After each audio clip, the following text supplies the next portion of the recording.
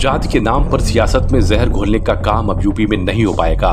UP से जातिगत सियासत पर लगाम कसने की तैयारी पूरी हो चुकी है। यूपी सरकार ने यूपी में जातिगत भेदभाव खत्म करने के लिए एक बड़ा कदम उठाया है।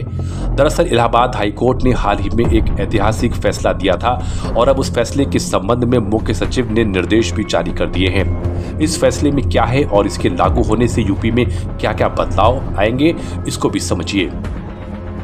यूपी में जाति आधारित रैलियों पर पूरी तरीके से रोक। सार्वजनिक जगहों में किसी की जाति नहीं लिखी जाएगी। पुलिस एफआईआर, अरेस्ट मेमो में किसी की जाति नहीं लिखी जाएगी। इसके स्थान पर माता पिता के नाम लिखे जाएंगे।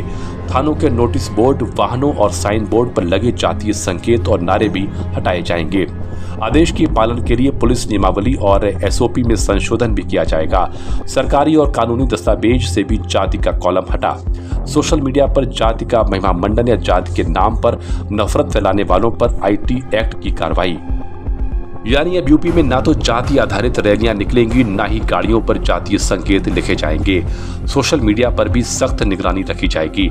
हालांकि SC/ST एक्ट जैसे विशेष मामलों में जाति का उल्लेख अभी भी जारी रहेगा। मैं हाईकोर्ट के इस फैसले का हृदय से स्वागत करता हूं और जो उत्तर प्रदेश सरकार ने उस क्रम में आदेश जारी किया है वो उसका भी स्वागत करता हूं। ये आदेश, ये कार्य पद्धति समाज को आगे ले जाने वाली है। और जब हम विकसित भारत की बात करते हैं तो हम सबको केवल आर्थिक विकास की ही चिंता नहीं है, हमको ये भी देखना है कि किसी प्रकार का कोई भेदभाव समाज में न बचे। जो हाईकोर्ट ने स्पष्ट रूप से कहा है, जैसे कि पुलिस के रिकॉर्ड में जाति वाला कॉलम भी, यानी किसी गवाह की बात हो रही है, वादी की, तो जगह जगह पे जाति का कॉलम बना हुआ है। उसकी जरूरत ही नहीं है, उसको होना नहीं चाहिए और ये स्वागत योग्य है कि उसको हटाया जाए। हाँ, कुछ जगहों पे आवश्यकता हो सकती है, जैसे कि अगर अनुसूचित जाति जनजाति अधिनियम के तहत कोई व्यक्ति पीड़ित है तो उसको प्रताड़ित करने वाला, उसके साथ मारपीट करने वाला व्यक्ति अगर वो उसी की जाति का है तो अलग धारा बनती है और अगर वो किसी और जाति का है तो अलग धारा बनती है। ऐसे स्थानों को, ऐसे मुकदमों को छोड़ करके ये बहुत ही स्वागत योग्य है कि जाति का उल्लेख अब पूरी तरीके से बंद किया जाएगा। दरअसल ये पूरा मामला 29 अप्रैल 2023 की एक पुलिस कार्रवाई से जुड़ा है। उस दिन पुलिस ने एक स्कॉर्पियो गाड़ी से शराब की बड़ी खेप बरामद की थी। इस मामले में पुलिस ने आरोपी प्रवीण छेत्री समेत 3 लोगों को गिरफ्तार किया था। एफआईआर में पुलिस ने आरोपियों की जाति का जिक्र कर दिया था। इसको लेकर आरोपी प्रवीण छेत्री ने हाईकोर्ट में याचिका दाखिल की। याचिकाकर्ता प्रवीण छेत्री ने अपनी गिरफ्तारी के दौरान एफआईआर और जब्ती मेमो में अपनी जाति भील का उल्लेख करने पर आपत्ति जताई थी। फिर इसी मामले में इलाहाबाद हाईकोर्ट ने 19 सितंबर 2025 को ऐतिहासिक फैसला सुनाया। कोर्ट ने आरोपी प्रवीण की गिरफ्तारी को संवैधानिक नैतिकता के विरुद्ध बताते हुए कहा कि जाति का महिमा मंडन एंटी नेशनल है। इस फैसले में कोर्ट ने यूपी सरकार को तत्काल प्रभाव से पुलिस दस्तावेजीकरण प्रक्रियाओं में बदलाव करने का आदेश दिया था। दरअसल हाईकोर्ट ने सामाजिक समरसता को बढ़ावा देने और भेदभाव को खत्म करने के लिए ये आदेश दिया था। हाईकोर्ट ने जाति का उल्लेख को संवैधानिक नैतिकता के खिलाफ माना था और यूपी सरकार को तमाम बदलावों का आदेश दिया था।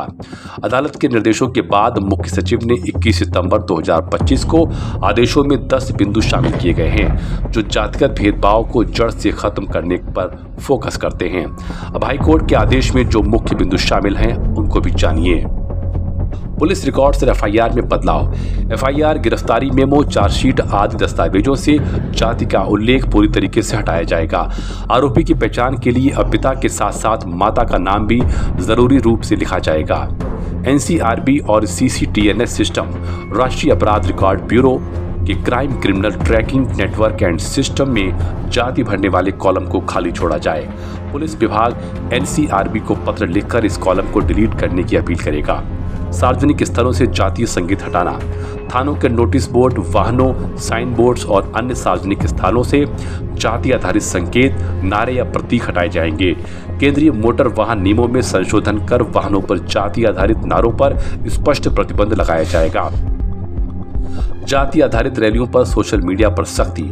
जाति आधारित रैलियां या कार्यक्रमों पर पूर्ण प्रतिबंध लगेगा। सोशल मीडिया और इंटरनेट मीडिया पर जाति का महिमा मंडन या घृणा फैलाने वाले कंटेंट के खिलाफ आईटी नियमों के तहत कार्रवाई की जाएगी। विशेष छूट। SC/ST एक्ट जैसे मामलों में जहां जाति का उल्लेख कानूनी रूप से आवश्यक हो वहां छूट रहेगी। वहीं हाईकोर्ट की सख्ती के बाद यूपी सरकार के इस फैसले का सीधा असर प्रदेश की जातीय राजनीति पर पड़ेगा। अब कोई भी राजनीतिक दल या संगठन अब जाति आधारित रैली नहीं कर सकेगा। हाईकोर्ट ने अपने आदेश में यह भी कहा था कि 2047 तक भारत को विकसित राष्ट्र बनाने के लक्ष्य में जाति का उन्मूलन एक केंद्रीय एजेंडा होना चाहिए।